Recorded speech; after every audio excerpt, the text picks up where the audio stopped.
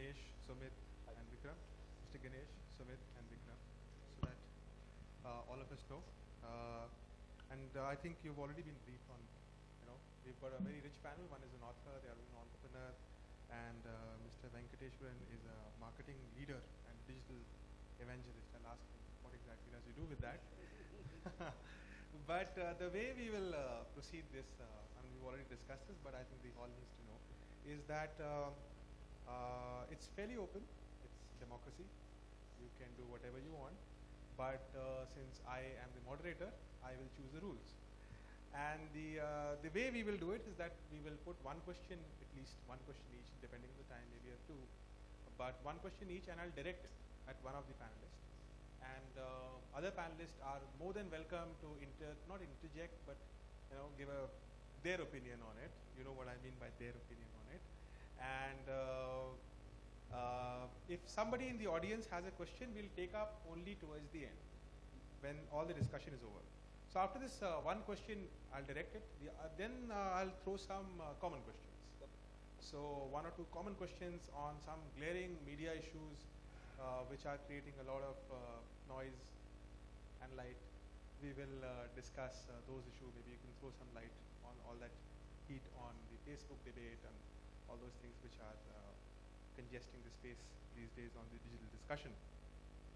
By and large, we'll try to make this constructive discussion, but also we are open to all forms of, and our panelists have been very kind to agree to any criticism amongst them, and we will hopefully bring out some very good insights from three different realms, if I can say, which we have here.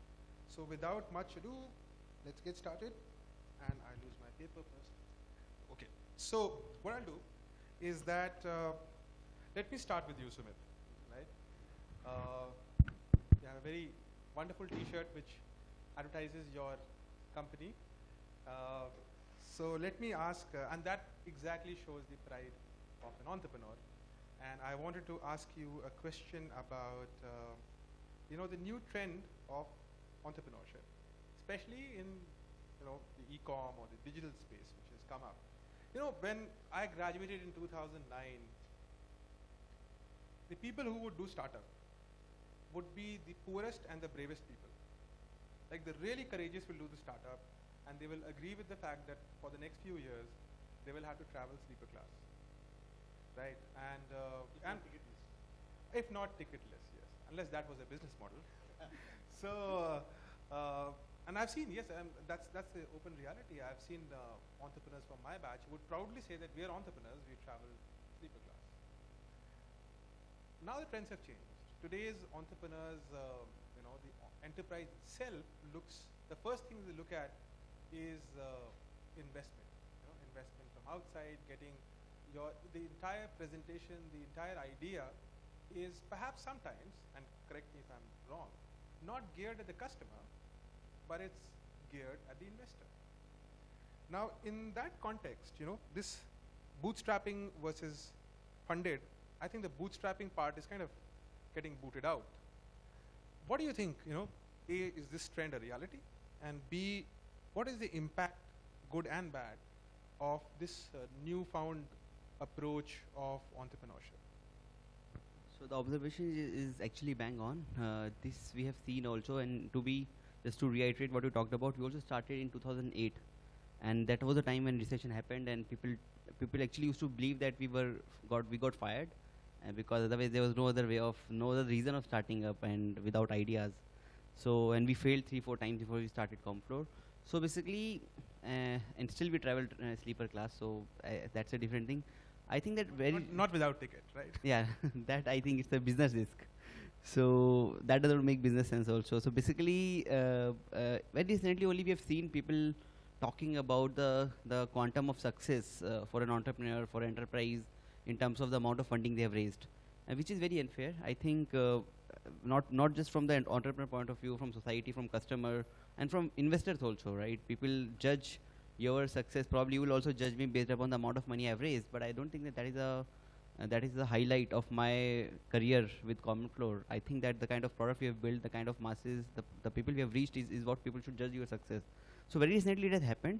it is one of the very important reason is India being such a big country, people are still figuring out that how do we build a truly national product, how do we identify a problem of 1.2, 1.3 billion users out there and try to nail it with one product, make sure that everybody using it, and try to flush a lot of money, it's kind of startups are subsidizing in India instead of government, right? And we're talking about giving discounts, making people become shoppers, changing the behavior and so on and so forth. So I think because people are trying to do too many things too soon, they require lot more amount of funding to change the behavior, which is I feel is not completely unfair, but at the same time I feel it is not a sustainable way of building business.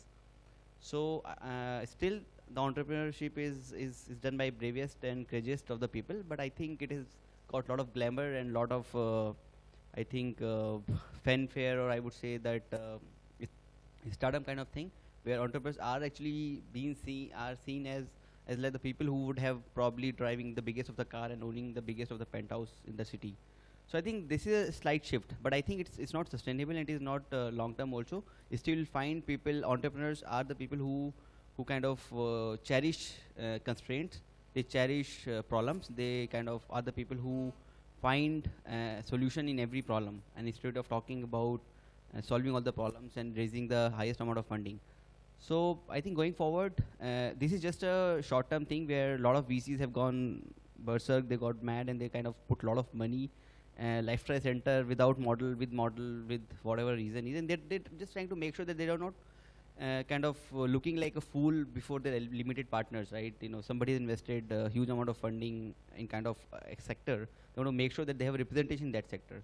And what is becoming, as per game theory, the rule says that you should make sure that you are trying to support the best and trying to make sure that the innovation is kind of promoted and you're able to reach to the masses. But what is happening, everybody is trying to create their own territory. Somebody is winning the Delhi market and suddenly you see somebody coming in Bangalore so that they can also go and win Delhi market. So I think just to conclude, I believe that it has happened recently, but going forward, we expect more sustainable business to come out, the investors to kind of invest more logically, and the entrepreneurs would actually go back to the garage and make sure that they are able to use every penny what they have got in their bank judiciously. Right. And just to follow up with that, and anyone of you can answer that, because he said something like a lot of venture people are, almost under pressure that somebody's invested. I also need to have my books colored with this kind of enterprise in this space. This kind of sounds similar to a bubble, to be honest.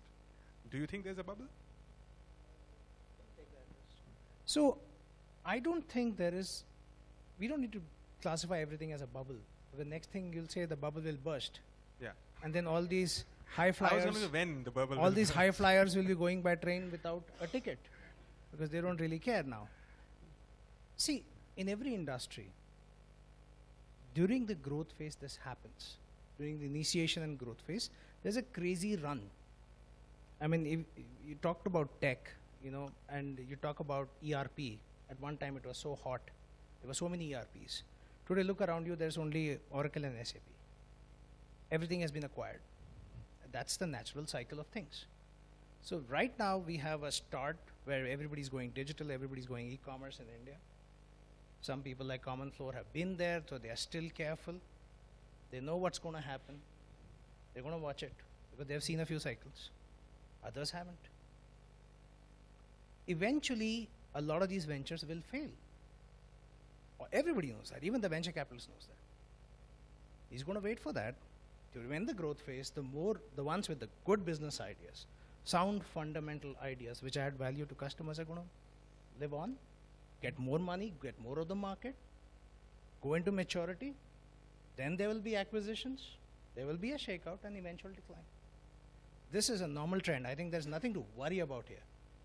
It's only that some entrepreneurs like Sumit have the foresight because they've been through this. They've been around for a little bit longer.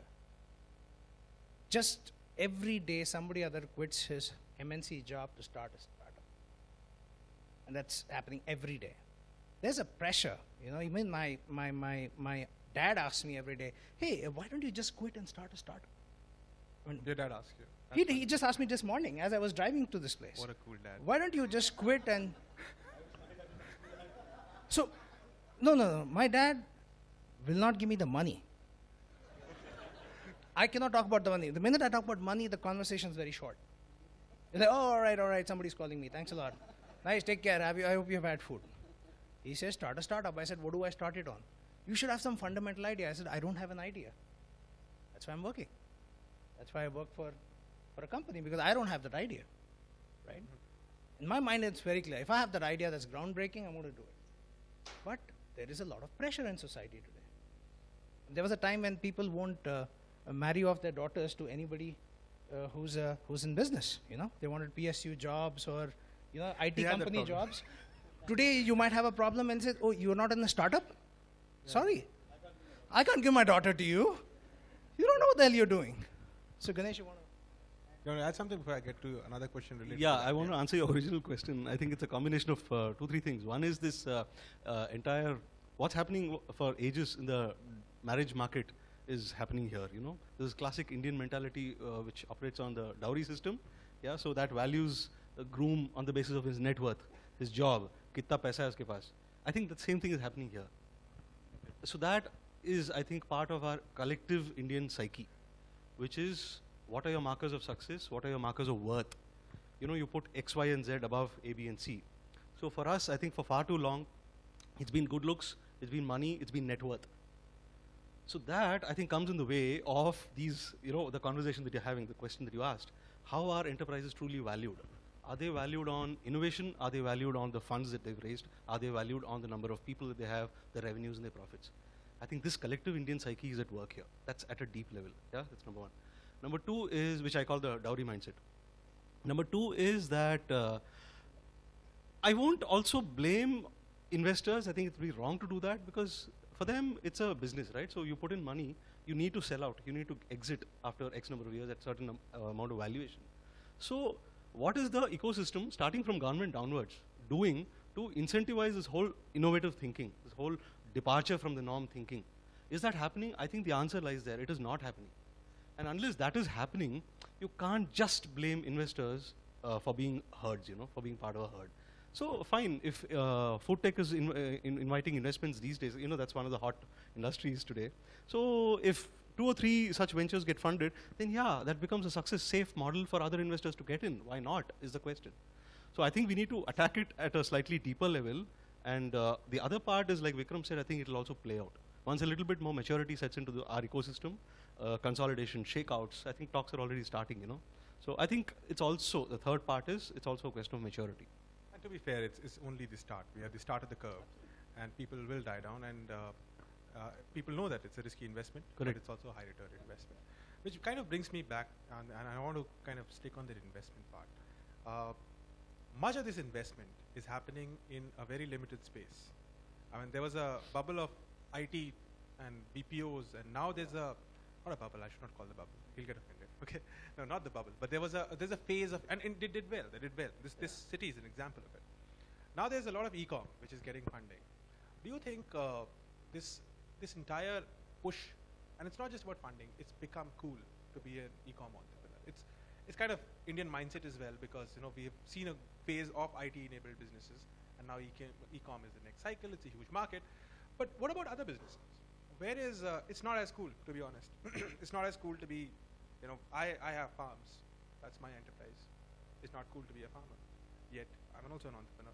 But do you think, because of this thrust on a particular kind of business models, the others are being left behind, especially say manufacturing and agriculture-based enterprises? Where do you see, you've dealt with your book Underage CEO, talks about different kinds of entrepreneurs and business leaders. You mentioned about an education entrepreneur who we commonly know. Do you think that there's also a need, maybe through the government, as the Prime Minister declared something yesterday, do you think, or through the venture funds themselves, to diversify the kind of investments which they're making, especially in the early stage startups? Yes, the quick and short answer to your question is, the direct answer is yes. No doubts in my mind about that. Because in researching for my book, I must have met about 100, 120 entrepreneurs from across India, all of them youngsters. So the whole book is about people who become CEOs in their 20s because they ran their own ventures, right? They started their own ventures. So I was very clear about the kind of people I wanted to showcase in the book. Because whenever I visit a college for a lecture or for research for this book, I use the questions that used to come to my mind are, thrown at me are, sir, I have this business idea.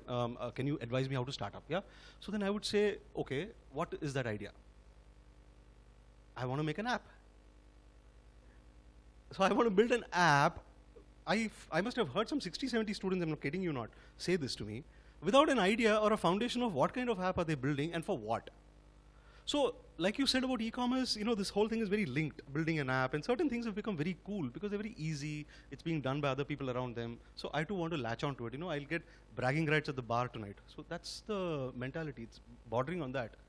But, so that is happening, and it's a little unfortunate. So I think yes, at the government level, starting at policy, at the venture capital level, and I'll throw a very possibly unexpected dimension to it, at the familial parental level, I think there are strong roles to be played.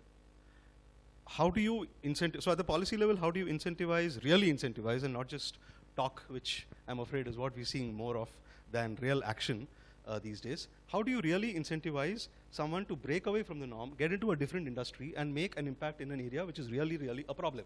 So take healthcare, telemedicine. I can think of many ventures which should get into telemedicine, but they're not. Why aren't many more education-related, not edutech, education-related enterprises coming up? Why isn't more action happening in online security, cyber security? Yeah, so these are all pressing issues. And of course, there is poverty, there is sanitation, there is the question of, urban living, quality of urban living, our cities. They're all becoming garbage dumps, pollution dens. So there is a lot of data to be put out. Technology can play a role in that. So why isn't that happening to the extent it should? So I am very clear that, these are 5, 6, and maybe there are some 10 more areas where India is really suffering, where entrepreneurs, startups can play a role, but there are, I think, regulatory deterrents, so there is some policy-related push needed. There are deterrents from the VC, which we spoke of. There is a VC mindset here at play. And finally, I think, deeper down, earlier in life, if you were to start pushing this at home, I think that will also really, really make a lot of, help a lot. So one more thing, you should see the kind of revolution we have seen recently is because of the funding we have got, right? And the funding has not come from domestic market. In fact, yesterday also people talking about how do we promote domestic funding, also domestic VCs coming up, Indian entrepreneurs getting money from India and solving Indian problems.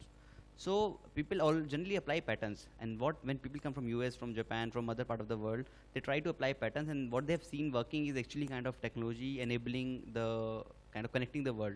That is one of the very important reasons. Second is that, again, I'm not being kind of trying to typecast people here, but you see, when you are doing 12th and you are doing very good, people by default say that you should do engineering, you should do medicine, you should probably do commerce, if let's say you have a background about CAs and stuff like that. So best of the talent applies for engineering, and then you see 90% of Mr. Rajiv talked about goes to IIM and all that. So the challenge becomes that it is actually becoming a channel. You go to IIT, you go to NIT, you do engineering, you go to IIM, you work for an IT company. Again, you do civil engineering, mechanical engineering, you're being picked by the IT companies. And then finally, what you know how do you use technology to solve real life problem. So that is the whole problem. And I think it is about we need to see more entrepreneurs coming up in different market, different areas. But the challenge is that scalability is a very big problem in India. If you want to really build a restaurant chain, you want to start hospitals, you try to solve sanitation problem, it's so involved, government is so involved, policies are so much not transparent, that it becomes very tough for anybody to make any change, make any dent in the entire system. Technology is the only thing which gives the power to somebody sitting in a room, and he can actually really build something which can be used by millions of people. So I think it is more about lack of ego. Why are we talking about mobile becoming so cool or so important? Because we don't have a landline in the Indian infrastructure. We're talking about anybody can get a mobile phone in tier 3 market and actually can get online. So I think we have to understand that India will develop. These technology entrepreneurs will actually make a real life change. For example, we are trying to actually create offline centers for people to transact, be it property or be it any other thing. We're talking about at Quicker when we just merged recently. We're talking about if you want to sell something, Quicker will actually facilitate that shipment. So actually Quicker is turning from an online company to a logistic company. Sorry. So what I mean is that slowly with these technology companies, we actually go to other sectors and we'll see innovations in logistics, in healthcare, in sanitation and other sectors also, if these technology companies are able to solve the technology problem first. Right. I want to pick one line from what you said. You said it's, and Ganesh was mentioning, getting into healthcare and other services, and he said at a lot of times healthcare and education and those kind of non-core technology, and technology seems to agree with us, non-core technology areas are too much in command and control of the government. It's difficult to get into them, right? I just want to ask the audience on this. How many of you agree with that? That non-technological spaces such as healthcare or education, especially the ones which are probably related to social sector, are too much in control of the government, and that is the deterrent why entrepreneurs do not get into those sectors. Okay, so you have a fair bit of split verdict on that, but a lot of people do agree with you. And I hope those who don't do find enterprises in similar areas. It would be good to find someone who's there. Maybe someone in the house may have it, and we'd love to hear your perspective on it. Let me respond to that, right? And this I do in my capacity as being with this industry for the last 15 years, healthcare that is. First as a practitioner and then as somebody who's delivered technology for healthcare. Yes, it is largely controlled by the government. Just like what Mr. Gowda said, like education is controlled by UGC, healthcare is controlled by the government. And there is a reason for it, because somewhere after our independence, we inherited the British policy of universal healthcare, in a sense, right? And they have NHS, which provides healthcare free of cost to every British citizen. If you're a British citizen, you don't need to pay for your healthcare. And then they took on that, and we had CGHS, and we had all the regional healthcare bodies. DGHS in Delhi I'm very familiar with. Now the problem we have, unlike in England or the UK, is we have 1.2 billion people. So healthcare is a universal right. I agree with that. But providing healthcare to 1.2 billion people is a problem. So the government did the next best thing, is to set a framework. Okay, to open a hospital, these are the criteria you have to meet. So Medical Council of India has set a guideline to audit every hospital, private and government. But with all that, the biggest challenge remains that 80% of our healthcare infrastructure lies in the cities. When I say healthcare infrastructure, I include doctors, physicians, MRI machines, CT scans. If anybody's taken a trip to any government hospital, you will see an ecosystem around that hospital. The people from rural areas have come and they're living there for months. Now, I think the problem slightly resides with the government as well, because they hold the data. And to do any kind of population health management, you need historical data, which the government has, which is non-digitized, right? But I think somewhere the challenge lies with the entrepreneurs themselves. As long as you're providing value. See, we have a lot of Me Too apps. So we have so many apps for food tech, right? That's what Ganesh was telling me. Do we really need that many ways to eat? Seriously, I mean, I don't. Looking at me, people are thinking this guy shouldn't be eating. Maybe should. Absolutely. Maybe we should have a cooking app then. Make it yourself. Cooking app, food app, so many ways to order fashion. But we don't have that many healthcare apps, real meaningful healthcare apps. I don't want something that tells me how many steps I've taken, because that doesn't mean anything. So I think somewhere down the line, and this discussion has come up in every healthcare forum I've been on, somewhere the entrepreneurs themselves don't want to get into it. And the only body that is providing healthcare to millions of Indians is the government. That is the only ones. And I can go into specific examples how government has used low tech to improve standards, right? But I haven't seen a single case study where a private company, there are some. I think, to be fair, I think Vatsalya is doing a great job in healthcare. I think Dr. Ashwin Naik and his team is doing tremendous job at providing a very, very good healthcare at a very, very affordable price. There are organizations like Apollo doing a terrific job. There are organizations like Shankar Netralaya doing a terrific job, but just like Sumit said, they are very, very localized. It's not pan-India. There is nobody across India who has come up with a very low-tech solution for healthcare. And the only entity that comes up again and again is government. There are specific examples. And if somebody wants, they can check this out. IIMmNetWORK is one in Gujarat. Great job with infant mortality. 104 Arogyavani in Karnataka itself. Great job. More than 1 million calls they have taken so far. But do I see any private entrepreneur doing this? No. See, basically, you're looking like a Sulabh model. I mean, it's not a healthcare model, but the kind of innovation Sulabh provided in sanitation is something which we perhaps should be replicating in healthcare and education, many other sectors.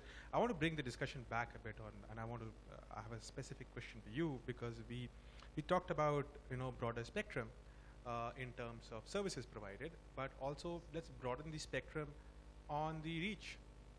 And 70% of India, 2/3 of India is living in rural areas, in villages. And if you add to tier 2 cities onto it, that's about 90% of India's population out there in non-metro kind of cities. Much of, and I'm coming back, the discussion is on digital now, let's bring it back to that. All these e-com or digital startups which are happening, a lot of them are targeted at those metros, analyzing those kind of problems. Delivery of food, for example, is probably not going to work from a dhaba. Correct. So what is where do you see two things happening? Where do you see the next kind of ideas coming in digital startup as it reaches out to the broader India, the Bharat, and not just the India, and certainly not the Indias in metros? What are these ideas, whether it's feasible or not? And since you've worked in the marketing space, I want to ask, and I see a lot of full page ads, and today I was watching the cricket match, and most of the ads were basically e-coms. Would that kind of strategy, that definitely has to change. So what is the new strategy of entering into, say, the rural area from a marketing perspective as well? Correct. So there are essentially two parts to the question. Correct. So what I've seen, and going back to what Ganesh and Sumit have said ahead, the real value-seeking entrepreneurs or ventures have already made their move to tier 2, tier 3s. You don't see it right now. Nobody's talking about it right now, and they don't want you to talk about it because that's their big game. You have a lot of apps, also RANs, Me Too apps focusing on the cities. But that's not the real game. The real game is the tier 2s and the tier 3s. And the reason for that is, today if I'm a businessman, and I'm talking purely as a businessman, and I set up a venture in Bangalore, and I want to sell water bottles, or t-shirts for that matter. Sumit is very proud of his t-shirt, so let's talk about his t-shirt. And I want to sell t-shirts, and you have half a dozen ways to buy that t-shirt. You can buy it online, you can cross the road, go to 1mg and buy it at an exorbitant price. You can take a short auto ride to Commercial Street and buy it at 1/10 the price, and so on and so forth. But in a tier 2 and tier 3, a Flipkart wants to be the only choice. He doesn't have an alternative. See, if you're living in a Tenkasi or a Raichur, you have to take a train to the next biggest city to buy anything of value, or you have to go all the way to the state capital.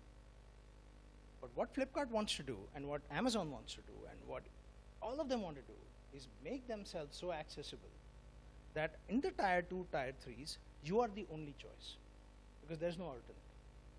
You can really consolidate that market.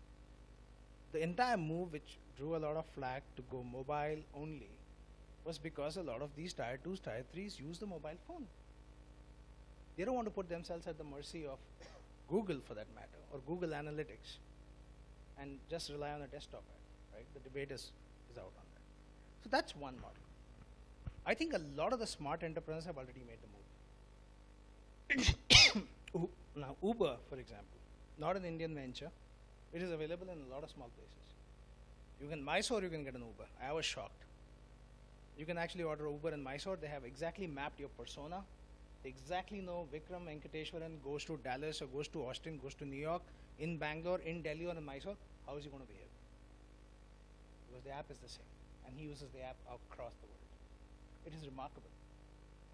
Now, if you look at Department of Post just released their figures, their annual revenue figures, and remarkably they made 90 crores from Speed Post. My father is responsible for a lot of those Speed Posts. That's why he wants you to get into. That's why he wants me to become an entrepreneur. And they made 1,000 crores because of the cash on delivery from e-commerce portals. And you don't see India Post delivering e-commerce merchandise in the cities. Absolutely. You see e-cart, you see Blue Dart. So where are they delivering this? Where is Department of Post getting 1,000 crores from e-commerce players who are very shrewd and very smart? Am I correct? Why You'll would not they admit give that. 1,000 crores to India Post just as a charity? Oh, I like Post. Let me give them money. So where are they delivering these 1,000 crores? And that, if somebody starts analyzing those numbers, you will understand that these are actually made to tier 2, tier 3 cities who don't have credit card, are mostly using cash on delivery. And India Post has about 150,000 post offices. They're leveraging this. Brilliant. Would you like to add, Sumit, because you're running a business, and how was your interaction with the not so metro cities or even the rural areas? Do you do business there? Yeah, so that is very important. In fact, every startup in India, or mostly e-commerce startups, are serving only 60 billion households out of 300 million households in India. So that's a very big challenge. In fact, at Commonfloor also, when we talk about property, property is a very niche segment. And with us, we have office in 18 cities in India, but we have services in 200 cities in India. There is a community in basically in a city which every Russian is using that that product, Commonfloor product, and every people are NRIs, they are expats and they are staying here. So we have very small cities, people are using Commonfloor, but actually 90% of our revenue comes from top 12 cities in India at Commonfloor. But when we have now become part of Quikr as a platform, Quikr is being used in 1,000 cities in India. And for example, Roorkee, right? Commonfloor will never go to Roorkee because you will not see so many real estate transactions out there. But when we talk about buy, sell, people sell car, people sell fridges and all that, you will see a Quikr platform in Roorkee also. So actually the focus of India, in our companies now has become a lot more on tier 2, tier 3 cities. Next 2-3 years, we'll see 200 million new internet users coming out of these tier 2, tier 3 cities. And these people are going to use extremely low-end phone, 4,000, 5,000. They will have an extremely low bandwidth, and they would really want to connect with people outside their city. So I think, just to answer your question, we see a huge opportunity. At the same time, we see that it's going to be like building a right business model. Marketing, Venkat would know, would know better way of kind of addressing to these cities. But my approach has always been build a right model which connect people in tier 2 versus with people in tier 3 cities. So this is what our approach has been, that how can we use technology to empower people in tier 2 cities, make somebody in tier 3, tier 4 sell to people in tier 2 and vice versa. Right. Oh, thanks for that input. And I think I forgot to answer the marketing portion of your. It's okay. I thought you were avoiding it.